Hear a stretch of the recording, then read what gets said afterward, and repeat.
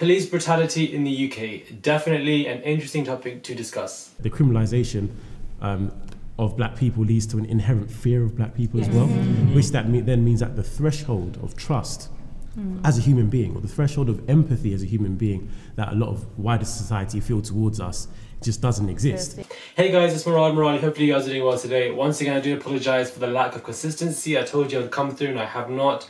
Best believe I do have a lot going on right now, good and bad, unfortunately, so I am dealing with more than on my plate than I usually have, as usual. That's just how my life is. But let's just get straight into this topic. I do feel like police brutality in the UK is definitely something that isn't really discussed as much at all. Most likely because a lot is going on in America, and because of social media, we see it every single day. No shade, no damn tea. So when it comes to police brutality in the UK, especially for black individuals, black females, black males, we don't really see this being discussed at all. Rather, when it happened with the riots and Mark Duggan, we really were discussing the riots, not Mark Duggan. So that was the root of the issue, what actually happened there. And then you got and then you have Rashawn Charles, which was somewhat discussed on Twitter, and people were talking about it, but again, it didn't really touch surface as it needed to, which is a bit of a shame. So I feel like this topic is definitely one of the most in demand and needed topics. Well, not even in demand, child, because people aren't really thinking about it. But now that this has been done and people are watching it, they're now thinking about it. So let's just get straight into the particular individuals that I feel like were doing well for me.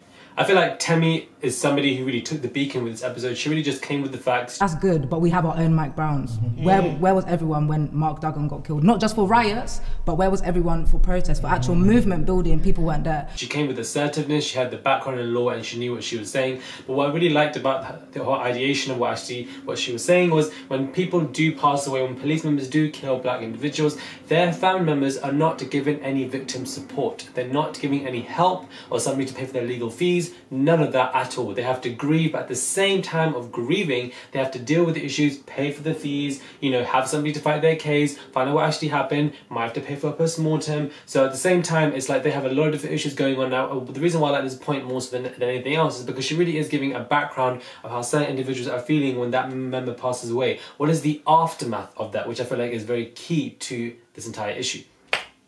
We then also have the idea of stop and search, which I'm glad that Kelechi raised. Human aspects of them, you feel no way about treating them the way that you treat them. The police structure that we have in this system is incredibly flawed because it's based on that narrative still that hasn't really been extrapolated from the system, or the system restructured to take into account that these people are equal. She talked about the whole idea of a humanistic approach and how that has really been taken away from individuals. Therefore, once that humanistic approach is taken away, it is more easier and fluid to treat people as if objects, as if property, which is the key word that she kept on using, which I liked. Then they have the whole idea of the Rashawn Charles case, which was touched upon, and I'm glad that this was, because this was an issue where they thought he had a drug in his throat, they were choking him, he passed away, and then they found out there was nothing in his system. Now, irrespective of that, most likely because of the colour of his skin, this violent approach was taken to the situation, most likely, which is what I feel, which majority of us feel. If you watch the video, it is what it is. Now, we've seen it, we were discussing about it on Twitter, it was cute for a moment, and then it disappeared, as opposed to a lot of cases in America, which they're not, and we still remember their names and the movement, which is quite strong, but as here in the UK, it really is not there. So I do feel like the topic was a great one to make. As black people, this used to be a rule, like you couldn't congregate as groups free of black people on the street, police would be there within a second. The criminalisation of black people helps to bring this inherent fear of them. And I feel like somebody who isn't black and he was told, don't go around Brixton at night, don't go around this area, don't go around that area because it's populated by black people, because therefore black equals danger, black equals fear. This is just the truth, this is what I was told. And you know, a lot of people have unwiring to do, whether it be black people themselves, you know, they're scared of, they were told to be scared of like other black people, or there's beef between them. There's also unwiring for some people who were told in different cultures and different colours that they can't be around certain areas because of X, Y, Z. They can't, and you know, when your family are telling you this, when you're young, you're going to be listening to your family because more time their blood. So it's like, okay, but then you realise why? What's the reason? Is there, what, you know, what is this? It's a direct example of environmental racism that's actually going on here.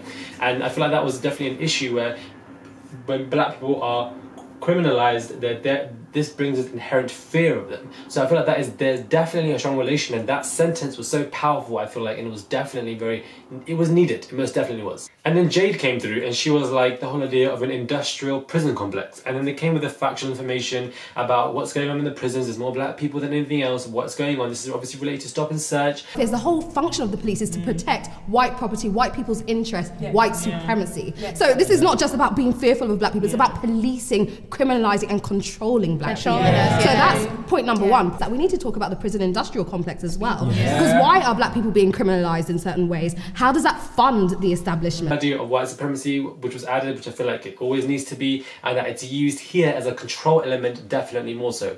I do feel like overall when it comes to the particular episode, and this in cast, this is just fire. It's flames, it's amazing. What Grapevine are doing right now, the UK cast, it really is really good. There's fluidity, everybody's able to speak, and they're really coming with their powerful facts, whether it's to do with the victim support, whether it's to do with inherent fear, the Rashawn Charles case, and the prison industrial complex. Information was just oozing out, and the whole ideation of what's going on with police brutality in the UK, which I feel like is something that isn't really apprehended or spoken about at all, let alone environmental racism, with examples that I've just given from what I've gone through, what I've been told, as opposed to what other people have been told about certain areas that you're just not meant to go to and all this nonsense.